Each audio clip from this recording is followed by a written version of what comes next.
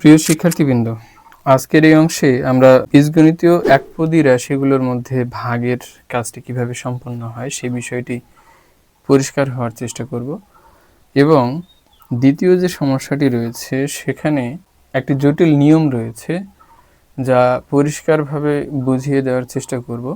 হয়তো আপনাদের অনেক কাজে লাগবে বা উপকার হবে। দেখি সমস্যাটি কিভাবে সমাধান করা যায়। আমরা এখানে দেখতে পাচ্ছি যে 24কে 3 দ্বারা ভাগ করার কথা বলা হয়েছে। অন্যান্য যে চলকগুলো রয়েছে সেগুলো আমরা এক্ষেত্রে পরে বিবেচনা করব, কারণ গুণ এবং ভাগের নিয়মের বেলায় আমাদেরকে একই রকম ধরনের পদগুলো নিয়ে চিন্তা করতে হয় না, যেটি যোগ বিয়োগের বেলায় করতে হয়।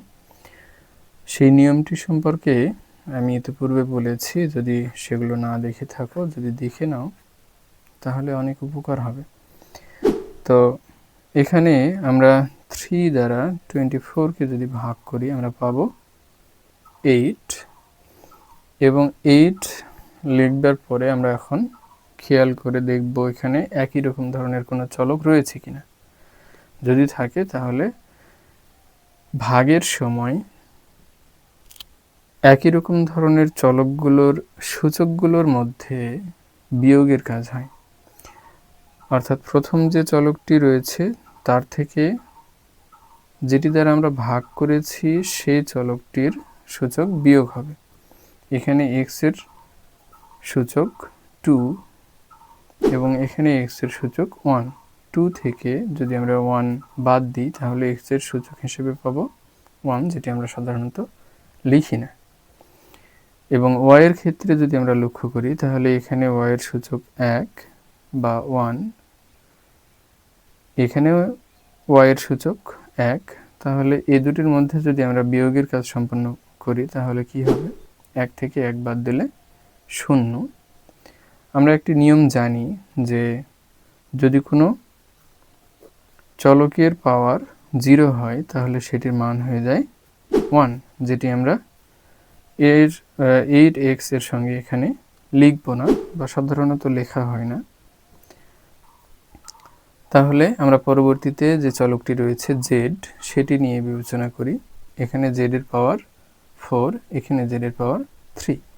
তো আমরা 4 থেকে যদি 3 মাইনাস করি, যেহেতু ভাগের বেলা মাইনাস হয়ে থাকে, তাহলে সূচকগুলো যদি আমরা বিয়োগ করে দিই তাহলে এখানে আমরা পাবো z। তাহলে এটির ভাগফল আকারে আমরা পাচ্ছি 8xz। আমরা পরবর্তী এই সমস্যাটি দেখি। আমরা যদি পরবর্তী সমস্যার দিকে লক্ষ্য করি তাহলে আমরা দেখতে পাবো যে এখানে সহগগুলো রয়েছে, সূচকগুলো রয়েছে। সূচকগুলোর মধ্যে একটা বিষয় খেয়াল করে দেখো যে এখানে x এর পাওয়ার 3 এবং এখানে x এর পাওয়ার 5, অর্থাৎ আমরা যা দিয়ে ভাগ করতেছি সেটার সূচকের মান বেশি।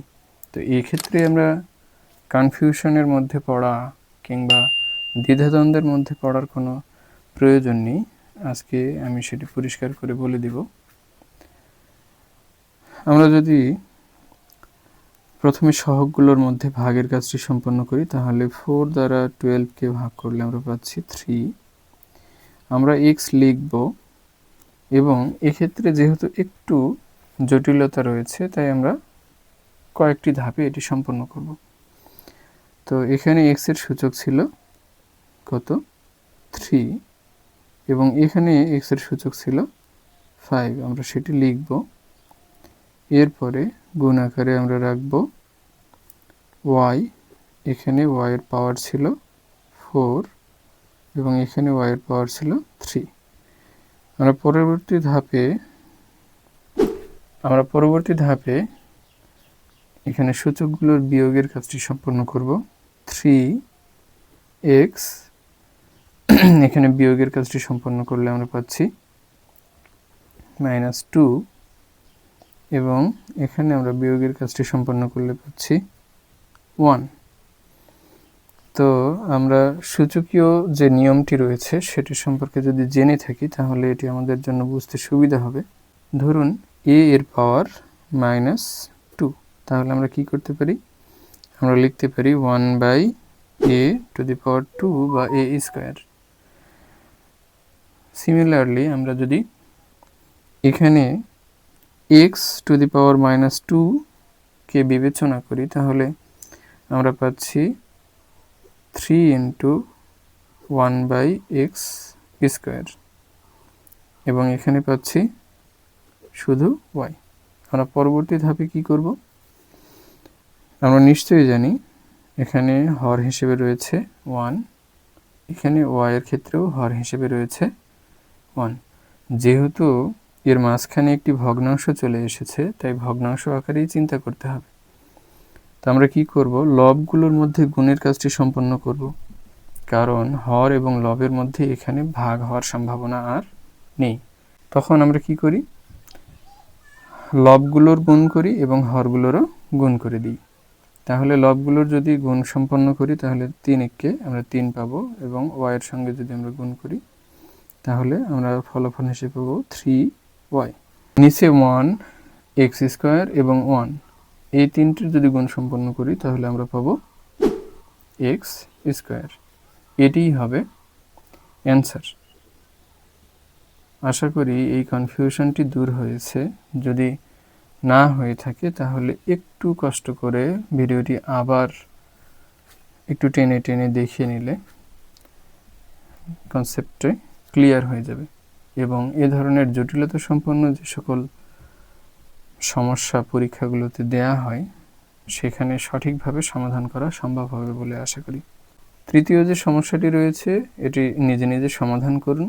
যদি সফলভাবে করতে পারেন আপনার গণিতের বেসিক অনেক বেশি শক্তিশালী হয়ে উঠবে।